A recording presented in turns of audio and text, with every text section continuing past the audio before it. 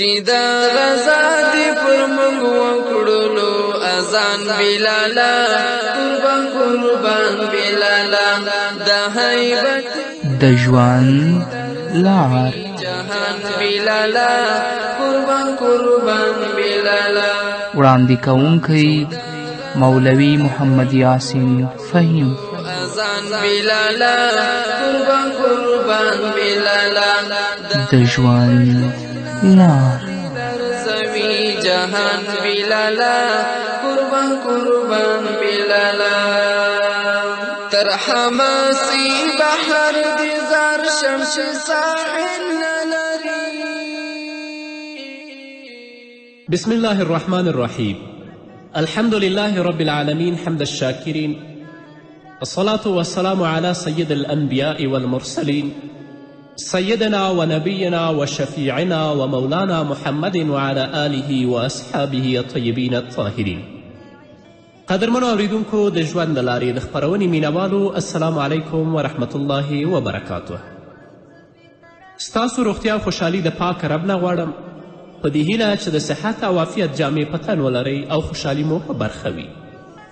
دا دی زه محمد یاسین فهیم د ژوند د لارې د خپرونې په وړاندې کولو کې ستاسو په خدمت کې یم، په دې هیله چې دا خپرونه ستاسو د پام وړ وګرځي.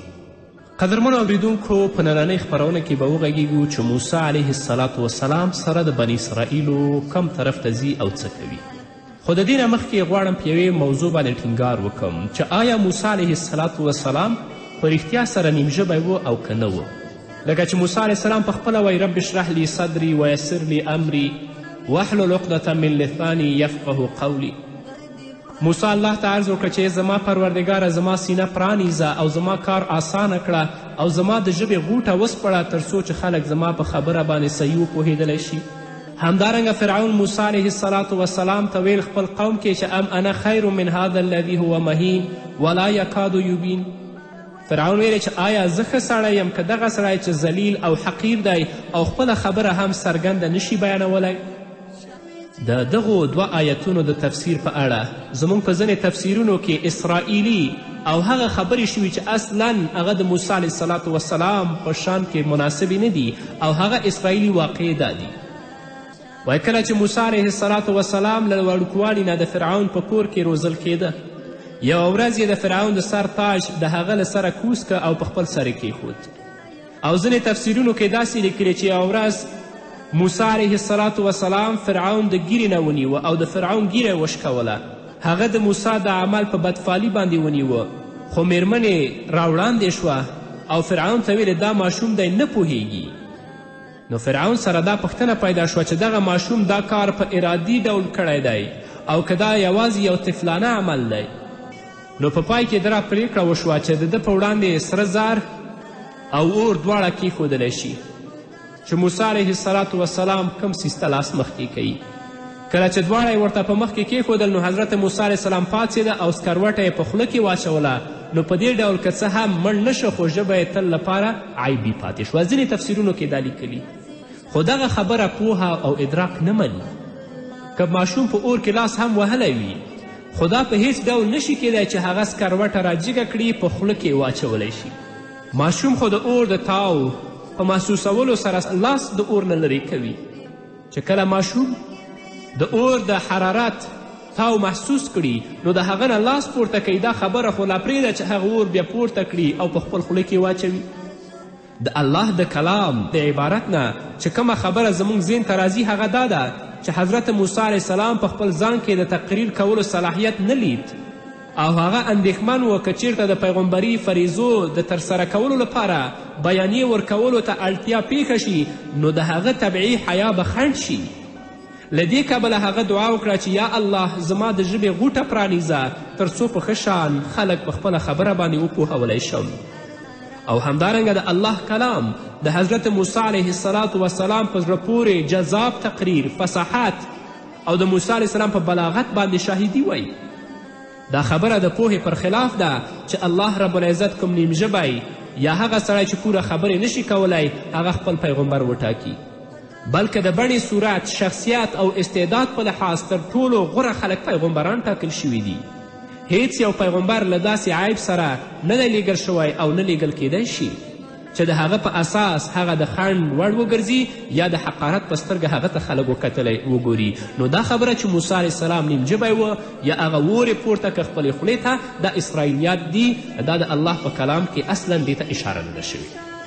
موسی علیه السلام د دعوت په لاره کې د بني اسرائیل له خوا نه د ډیرو سترو خطرونو سره مخامخ شو.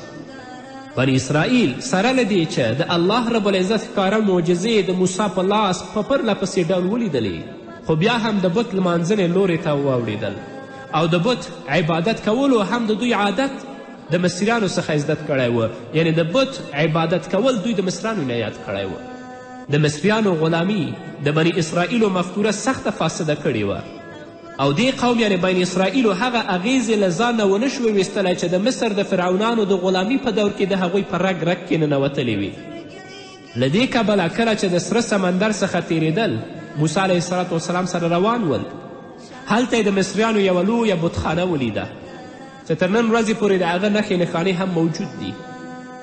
بني اسرائیلو د بتخانې په لیدو سره د مصنوعي خدای اړتیا احساس کړه او موسی علیه السلام ته یې وړاندیز وکړه چې ته زموږ دپاره هم یوه بتخانه جوړه کړه تر څو د دوی په څیر موږ هم د بتانو په لمانځنه باندې بوخت شو او د بتانو عبادت وکړو.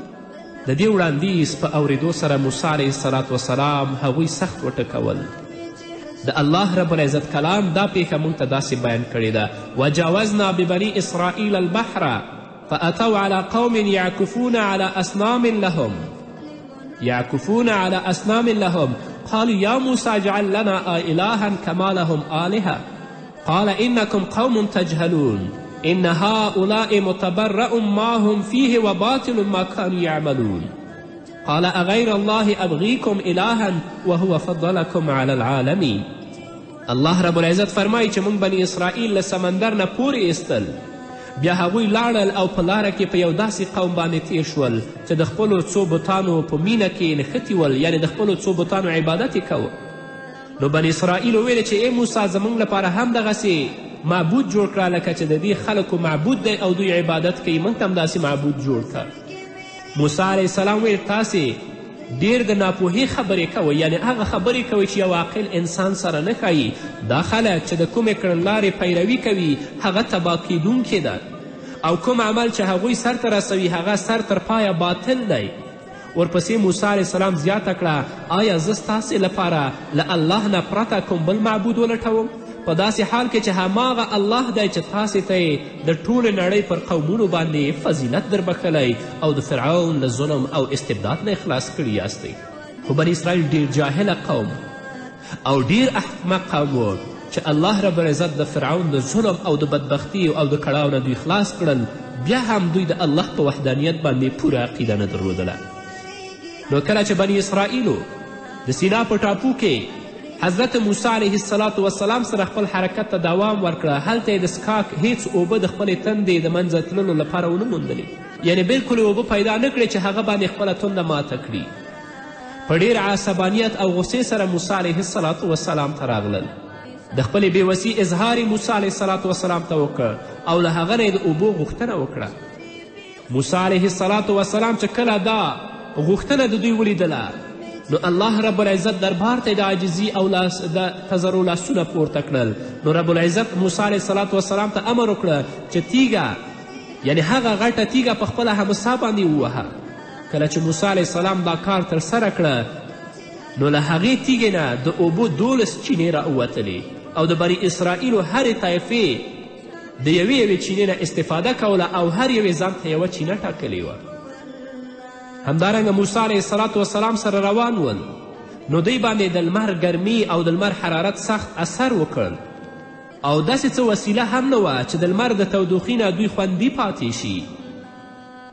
نو بیا بني اسرائیل د تودوخي له لامله موسی علیه السلام ته شکایت وکړ چې ګرمي ډیره ده. موسی علیه السلام د دې ستونزې د لرې کولو لپاره د الله رب العزت دربار ته دعا وکړه. الله رب العزت په آسمان کې وریځه خوره کړه تر څو دوی د ګرمۍ د کړېدو نه خوندي پاتې شي او د ګرمۍ احساس ونه کړي. په همدې ترتیب سره د سفر خوراکي توکي په مخ په خلاصېدو خلاص شول. موسی علیه السلام د الله دربار ته دعا وکړه او رب العزت د من سلوا په نازلولو سره هغوی ته د خوړو برابرولو فوقالعاده انتظام جوړ کړه. پاخه کړي مړزان به هغوی ته د آسمان نه راکته کېدل او دوی به خوړل او دا ورته هم ویل شوي وو چې تاسو به دا ځان سره نه ذخیره کوئ. کله چې رب العزت دغه درې ګونې نعمتونه پر بني اسرائیلو پیرزو کړل، وروسته یې هغوی ته ویل چې له دغو پاکو او خوندورو نعمتونو څخه وخورئ، خو هغوی د دې پیرزویانو په وړاندې کفران نعمت وکړه او نور نعمتونه یې وغوښتل چې د دې بې ځایه غوښتنې له کبله پر خپلو ځانونو دوی ظلم وکړه او الله رب العزت هغه نعمتونه ترې واخیستل.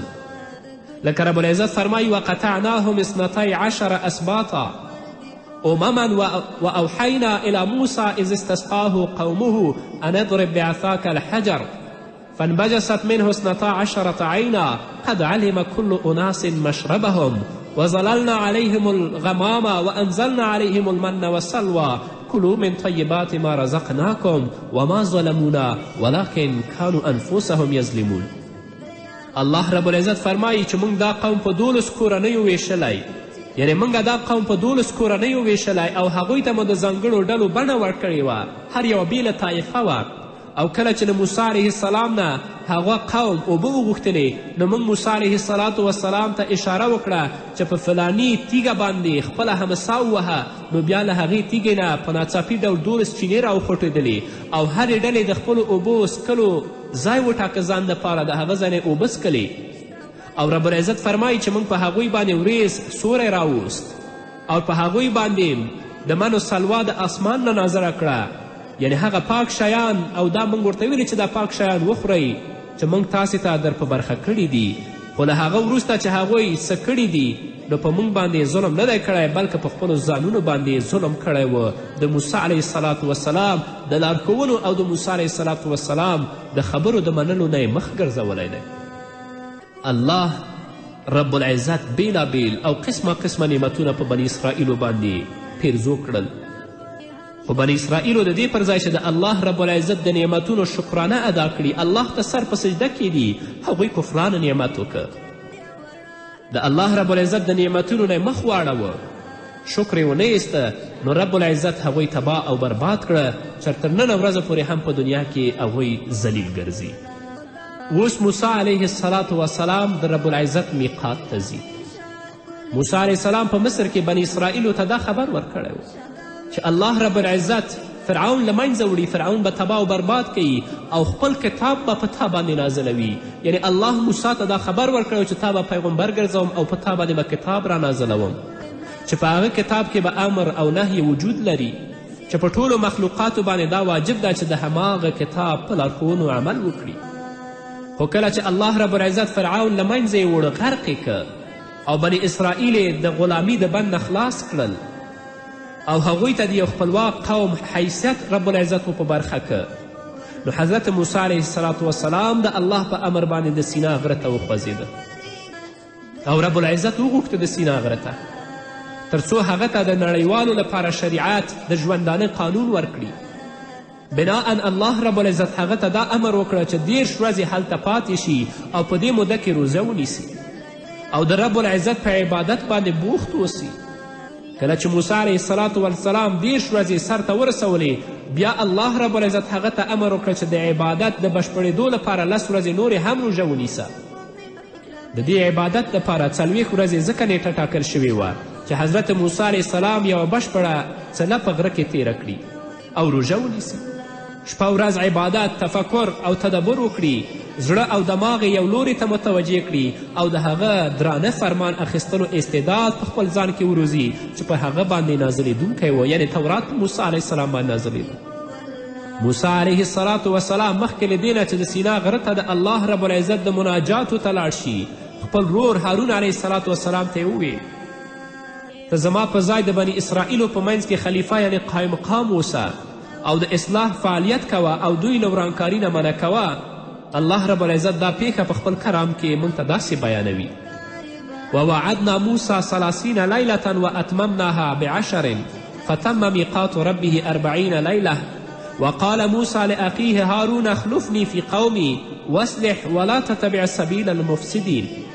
ولما جاء موسى لميقاتنا وكلمه ربه قال ربي أرني أنظر إليك قال لن تراني ولكن انظر إلى الجبل فإن استقر مكانه فسوف تراني فلما تجلى ربه للجبل جعله دكا وخر موسى صعقا فلما أفاق قال سبحانك تبت إليك وأنا أول المؤمنين. قال يا موسى إني اصطفيتك على الناس برسالاتي وبكلامي فخذ ما آتيتك وكن من الشاكرين. وكتبنا له في الألواح من كل شيء موعظة وتفصيلا لكل شيء فخذها بقوة وأمر قومك يأخذ بأحسنها سأريكم دار الفاسقين. رب العزت وایي چې موږ موسی علیه الصلاة والسلام د 10 شپو او ورځو لپاره د سینا یا د تور غره ته غوښتی و او وروسته مو 10 ورځې نورې هم زیاتې کړې. په دې ترتیب سره د هغه رب ټاکلې موده پوره 40 ورځې شوه. موسی د تللو په وخت کې خپل ورور هارون علیه الصلاة والسلام ته ویل چې له ما څخه وروسته ته زما په قوم کې زما قایم مقام اوسه او د اصلاح فعالیت کوه او د ورانکارو په لاره مه ځه کله چې هغه زموږ په ټاکلې نیټه راورسېد. رب العزت وایي او د هغه رب له هغه سره خبرې وکړي، یعنې پروردګار موسی علیه الصلاة والسلام سره بغیر د کم منځګړي خبرې وکړي. نو موسی علیه السلام هیله وکړه چې ای پروردګاره ما ته د لیدو چانس راکړه چې زه تا ووینم. رب العزت موسی علیه الصلاة والسلام ته وویل چې ته ما نشي لیدلی. الله رب العزت موسی علیه الصلاة والسلام ته وفرمایل چې لږ شان د غره لورې ته وګوره، که هغه په خپل ځای باندې ولاړ پاتې شو نو ته بیا ما لیدلی شي. نو کله چې موسی علیه الصلاة والسلام د غره طرف ته وکتلې او رب العزت په غره باندې د خپل د دیدار وړانګې وغورځولې نو هغه یې میده میده که غر ټوټې ټوټې شو. چې کله د پروردګار هغه تجلي په غره باندې پرېوتلې هغه توان ونه درلود، غر ټوټه ټوټه شه. نو موسی علیه الصلاة والسلام بېهوشه پرېوت.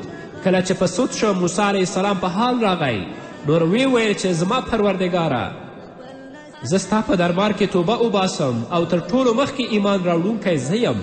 او موسی رب العزت بیا موسی علیه الصلاة والسلام ته ای موسی ما تا ته پر ټولو خلکو ترجیح درکړې او ته مې غوره کړی چې زما پیغمبري وکړې او له ما سره هم کلام اوسه، نو څه چې زه درکړم هغه واخله او د رب العزت شکر ادا کړه.